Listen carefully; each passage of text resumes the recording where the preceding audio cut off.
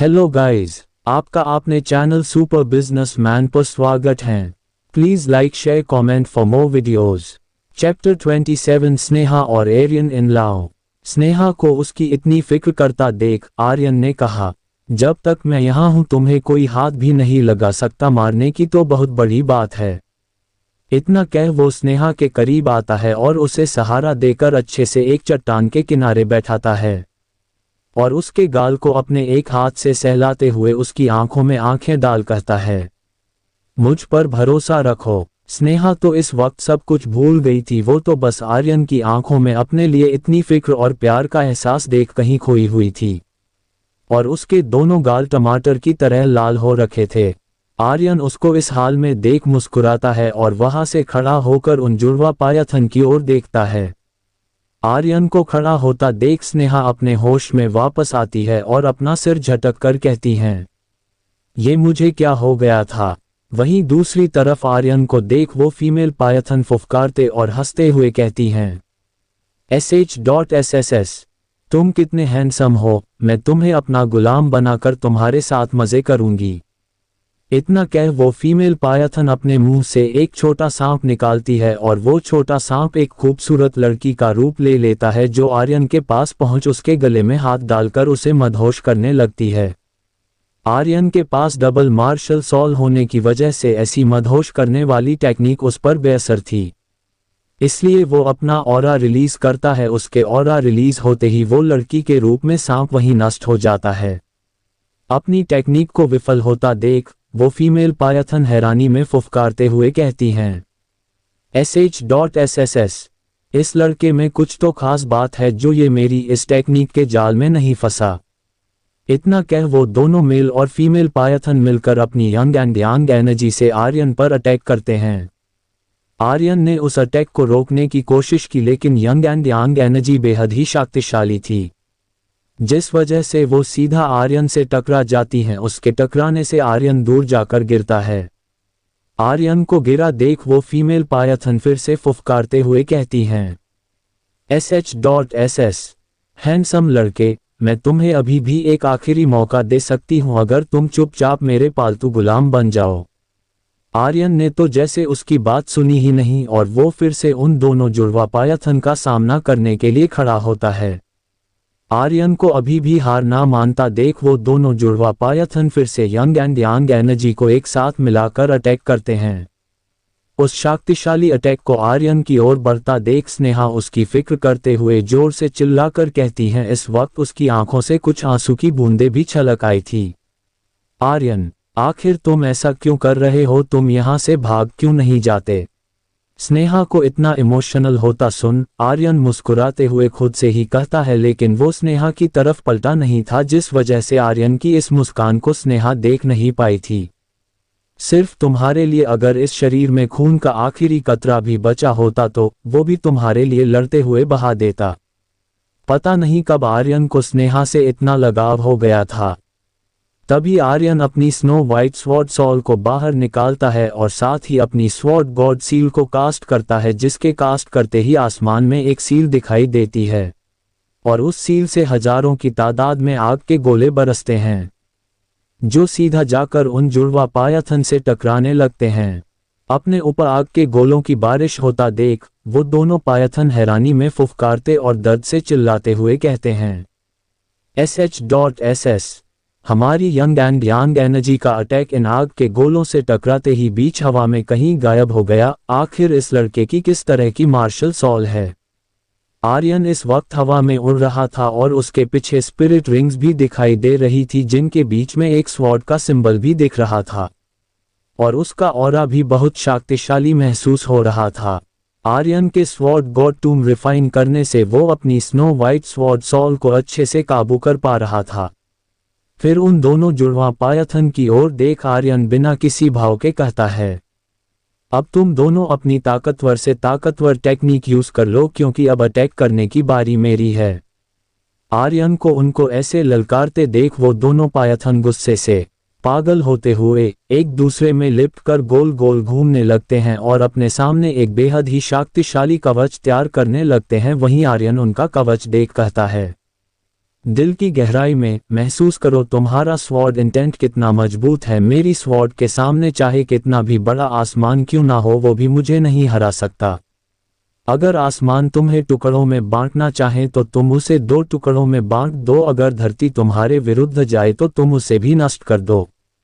इतना कह वो अपना स्वॉर्ड इंटेंट रिलीज करता है और उससे उन पायथन के कवच पर अटैक कर उसे 2 टुकड़ों में बांट देता है। आर्यन अभी भी नहीं रुकता है और अपनी स्नो वाइट स्वॉर्ड सॉल का यूज कर उन दोनों पायथन को 2 हिस्सों में काट देता है। जैसे ही वो दोनों पायथन नीचे गिरते हैं उनके धड़ाम से गिरने की आवाज आती है। उन दोनों पायथन को मरा देख आर्यन उड़ते हुए नीचे आता है। जैसे ही वो अपना कदम नीचे जमीन पर रखता है वो बेहोश होकर नीचे गिरने लगता है। उसे बेहोश होता देख स्नेहा उसके पास तेजी से भागते हुए आती हैं और उसे नीचे गिरने से पहले अपनी बाहों में थाम लेती हैं। आर्यन को यूं बेहोश होता देख वो उसकी फिक्र करते हुए सोचती है, इसके स्नो वाइट स्वॉर्ड सॉल यूज करने से सारी शक्तियां खर्च हो गई है जिस वजह से इसका ऑरा भी काफी कमजोर हो गया है।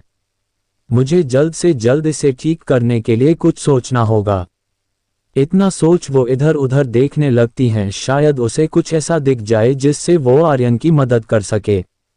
फिर अचानक उसकी नज़र उस दरियाई 3 पत्ती फूल पर जाती है जिसे देख वो उसे तोड़कर लेकर आती है। उन पायथन के मर जाने के बाद उस दरियाई 3 पत्ती फूल को तोड़ने में कोई दिक्कत नहीं आई थी। उस दरियाई 3 पत्ती फूल की एक पत्ती तोड़ स्नेहा उसको आर्यन के मुंह में डाल देती है, जिसके मुंह में जाते ही आर्यन के शरीर में कुछ हरकत महसूस होती है और कुछ पल बाद उसकी आंखें धीरे से खुलती हैं। आंखें खुलते ही उसका ध्यान उन पायथन की डेड बॉडी पर जाता है। आर्यन को यूं उन पायथन को एकटक देखता पाकर स्नेहा कहती हैं, घबराने की कोई बात नहीं है, वो दोनों मर चुके हैं। स्नेहा की बात सुन आर्यन एक तसल्ली भरी सांस लेता है। कुछ पल बाद वहां चारों ओर एक स्मेल फैलने लगती है। उस स्मेल को महसूस कर आर्यन स्नेहा से पूछता है, ये किस तरह की स्मेल है, काफी अजीब है।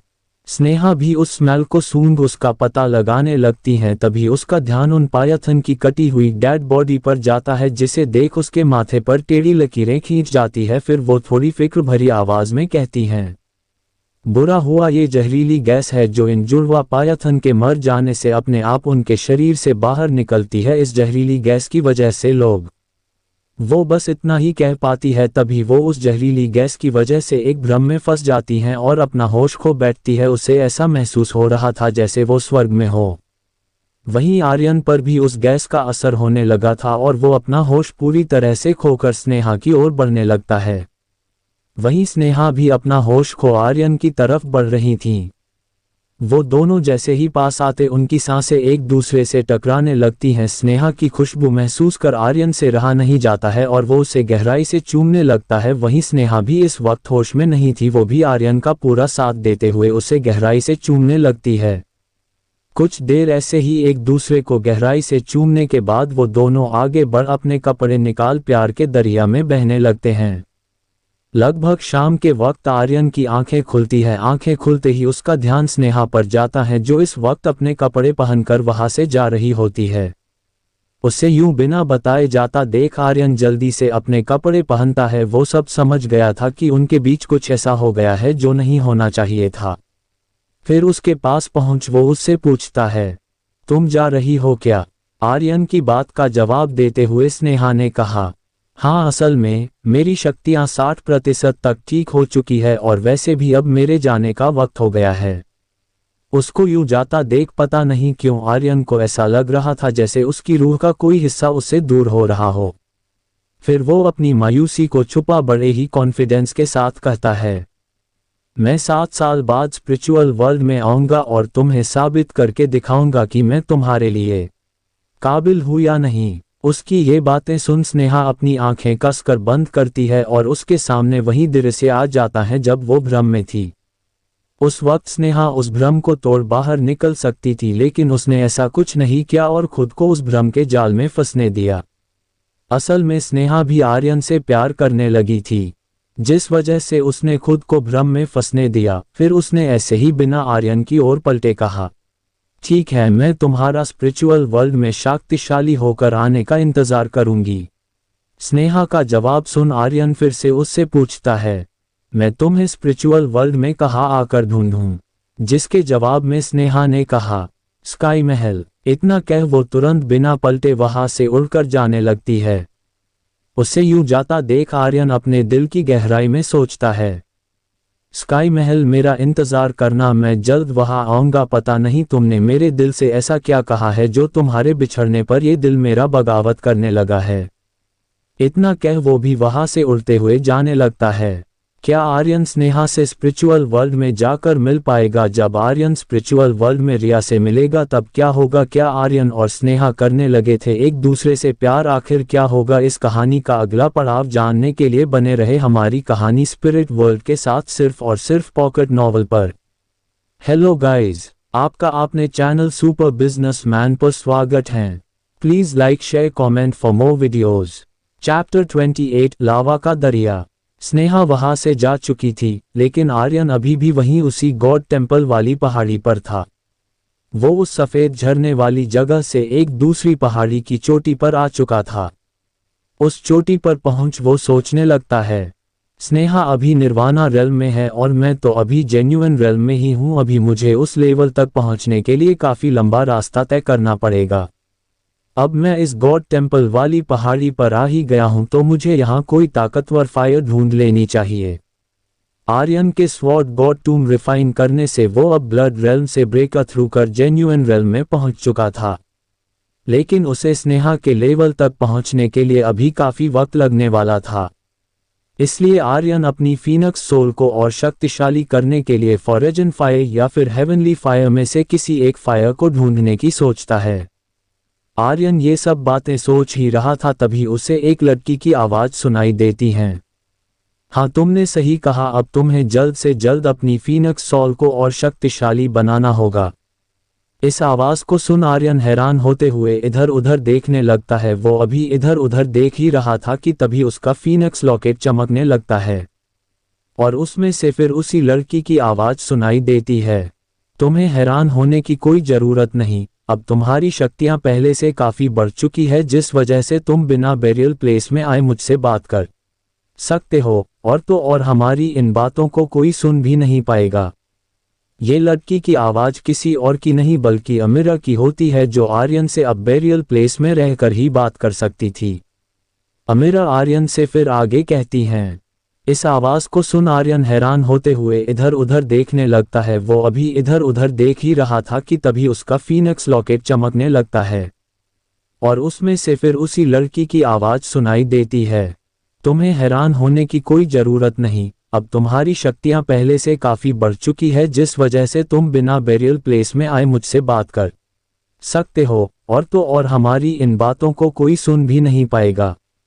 ये लड़की की आवाज किसी और की नहीं बल्कि अमीरा की होती है, जो आर्यन से अब बेरियल प्लेस में रहकर ही बात कर सकती थी। अमीरा आर्यन से फिर आगे कहती हैं, अब तुम्हें ज्यादा ना सोचकर जल्द से जल्द कोई ताकतवर फायर ढूंढनी चाहिए। अमीरा की बातें सुन आर्यन मन ही मन सोचने लगता है, अब मेरे पास फीनिक्स सोल और बेरियल प्लेस है, जिनकी मदद से मैं जल्द ही शक्तिशाली हो स्पिरिचुअल वर्ल्ड में पहुंच सकता हूं। आर्यन पहले तो बस रिया कोर से बदला लेने के लिए स्पिरिचुअल वर्ल्ड में जाना चाहता था, लेकिन अब उसके पास वहां जाने का एक और मकसद था। वो मकसद स्नेहा थी, जिससे वो अब मोहब्बत भी करने लगा था। तभी अमीरा की फिर से आवाज आती है, अच्छा हुआ तुमने पहले जो स्वॉर्ड गॉड सोल को रिफाइन कर लिया, वरना तुम कभी भी उन जुड़वा पायथन को मार नहीं पाते। उन भयानक जुड़वा पायथन के बारे में सोच आर्यन ने कहा, हाँ आपने सही कहा सीनियर, लेकिन प्लीज अब आप दोबारा उन भयानक पायथन का जिक्र भी मत करना।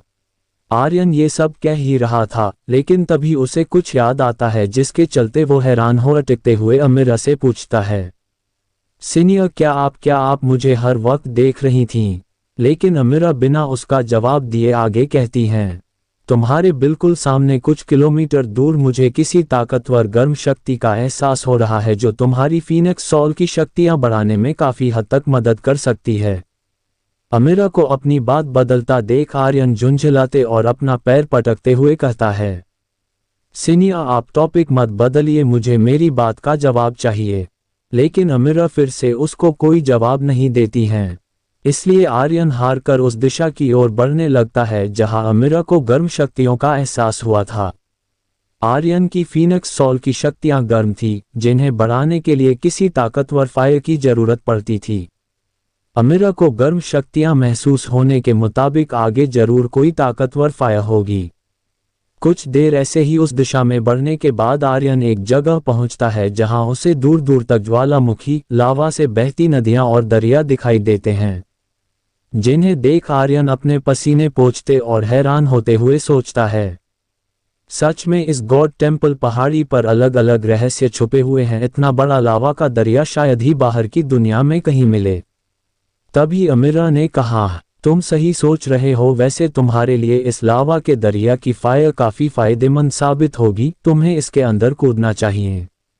अमीरा की बातें सुन उस लावा के दरिया की तपिश महसूस कर आर्यन अटकते हुए कहता है, सीनियर, कहीं आपका मुझे मारने का इरादा तो नहीं जो आप मुझे इस दरिया में जाने के लिए कह रही है।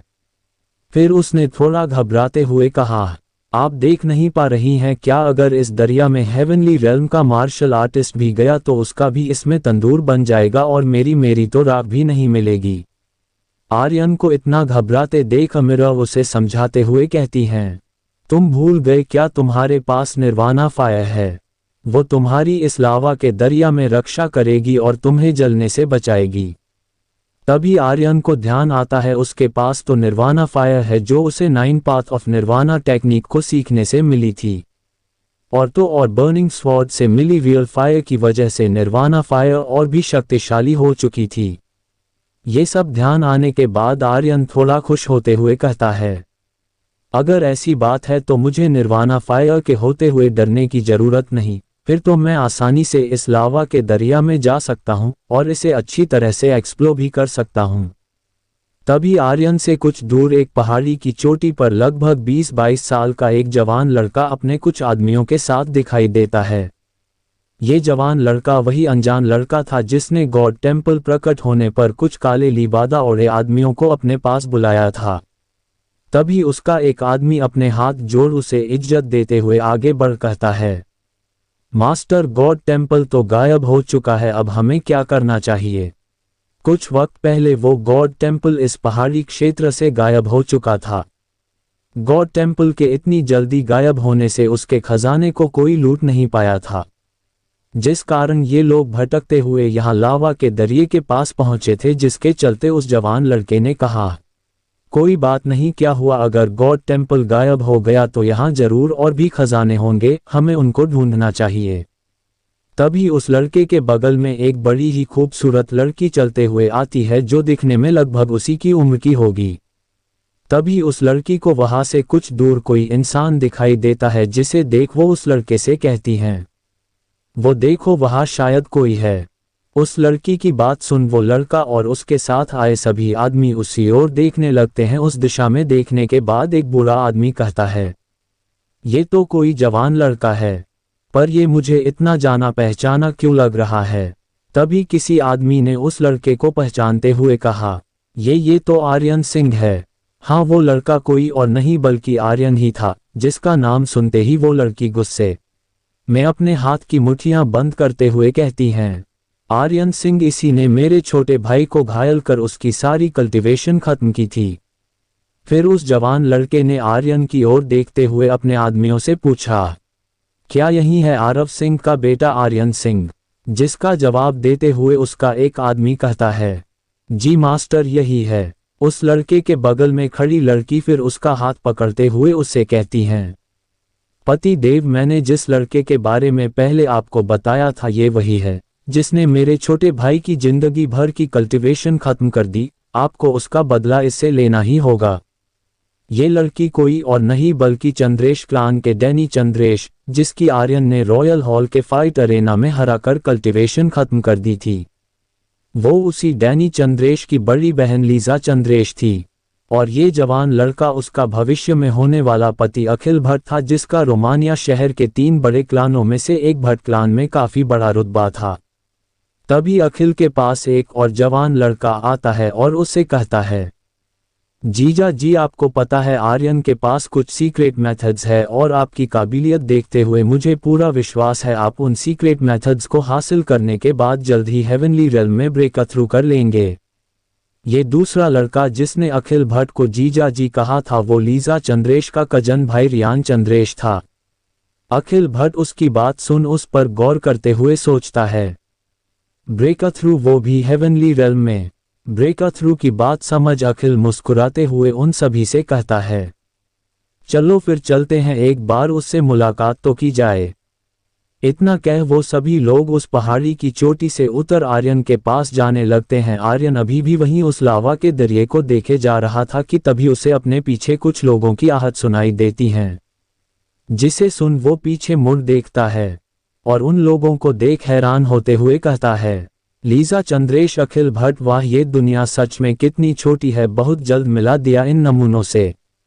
फिर उनके साथ आए लोगों की ओर देख सोचता है, इनमें से 4 आदमी तो स्पिरिट रेल्म के मार्शल आर्टिस्ट है और एक आदमी गोस्ट रेल्म में है। और अखिल की ओर देखते हुए सोचता है, इनमें सबसे शक्तिशाली अखिल भट्ट है जो हेल रेल्म का मार्शल आर्टिस्ट है। अगर देखा जाए तो इन सभी की शक्तियां मुझसे ज्यादा है, जो काफी खतरनाक बात है।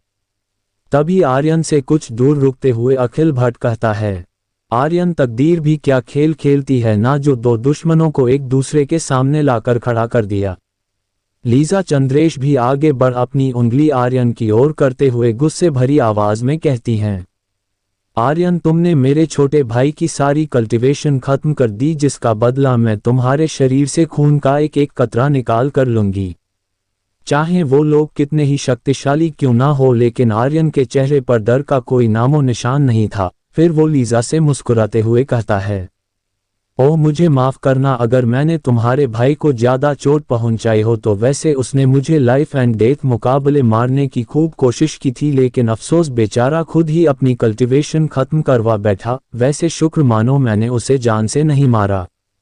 आर्यन की ये बातें सुन लीजा गुस्से में अपने दांत भींचते हुए कहती हैं, तुम्हारी ये हिम्मत, मैं तुम्हें इसके लिए 1000 गुना तड़पाऊंगी और सुनिश्चित करूंगी तुम जिंदा ना बचो।